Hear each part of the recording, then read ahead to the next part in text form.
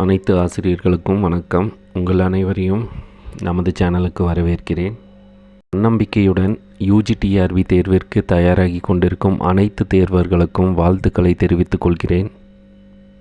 நாம் எந்த ஒரு காரியத்தை எடுத்துட்டாலும் அதில் செல்ஃப் கான்ஃபிடென்ட்டோட போராடும் குணம் இருந்தால் கண்டிப்பாகவே நமக்கு வெற்றி நிச்சயமாக இருக்கும்.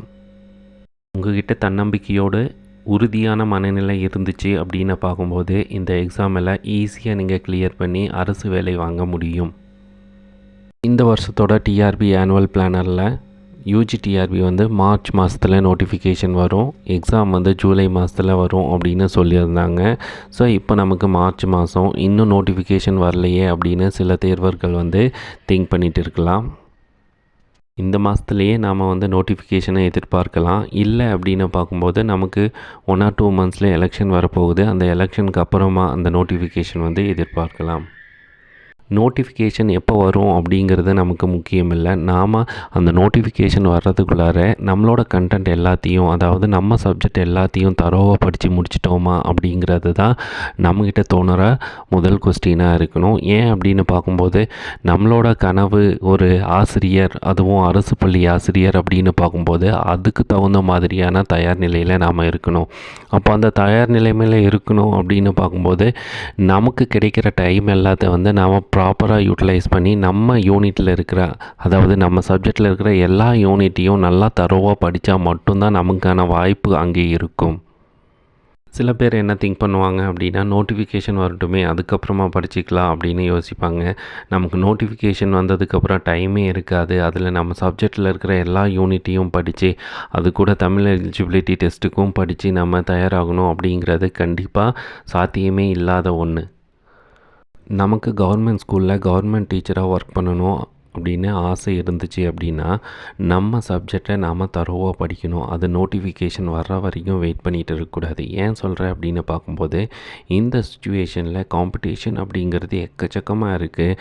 ஸோ நம்மளை தாண்டி பல பேர் யோசிச்சுட்டு இருப்பாங்க, நாம் இன்னும் படிக்கணும், இன்னும் எக்கச்சக்கமாக படிக்கணும், நல்லா படிக்கணும், இன்னும் ரிவைஸ் பண்ணணும் அப்படின்னு எக்கச்சக்கமாக திங்க் பண்ணிகிட்டு இருப்பாங்க. ஸோ அப்போ நாம் கொஞ்சம் லேசியாக இருந்தால் கூட நமக்கு அந்த கவர்மெண்ட் டீச்சர் அப்படிங்கிற ஆசை நிறைவேறாது. அதுக்கு நாம் நோட்டிஃபிகேஷன் வரைக்கும் வெயிட் பண்ணிகிட்டு இருந்தால் அப்படின்னு பார்க்கும்போதே வேலைக்கு ஆகாது. ஒவ்வொரு யூனிட்டாக தரோவாக படிச்சுட்டு என்னை அடிக்கிறதுக்கு யாருமே இல்லை, நான் தான் ஸ்டேட் ரேங்க் எடுப்பேன் அப்படிங்கிற மனநிலையோடு படிக்க ஆரம்பிங்க. கண்டிப்பாக உங்களுக்கான வெற்றி கிடைக்கும்.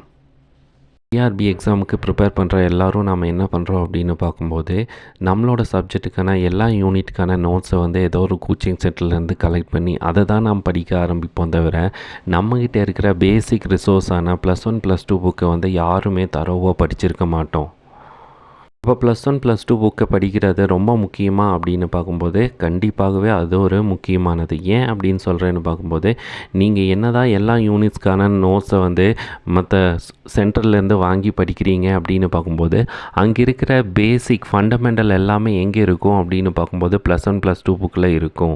ஸோ நம்ம ஆல்ரெடி டீச்சராக இருக்கும்போது அந்த பேசிக் திங்ஸ் எல்லாத்தையும் நமக்கு ஈஸியாக புரிகிற மாதிரி புக்கில் கொடுத்துருப்பாங்க. ஏன்னா பசங்களுக்கு நாம் டீச் பண்ணுற மாதிரி தான் அந்த +1 +2 புக்கில் எல்லா கண்டென்ட்டும் இருக்கும். ஸோ அப்போ பசங்களுக்கு புரியும் அப்படின்னு பார்க்கும்போது நமக்கு இன்னும் ரொம்பவே புரியும்.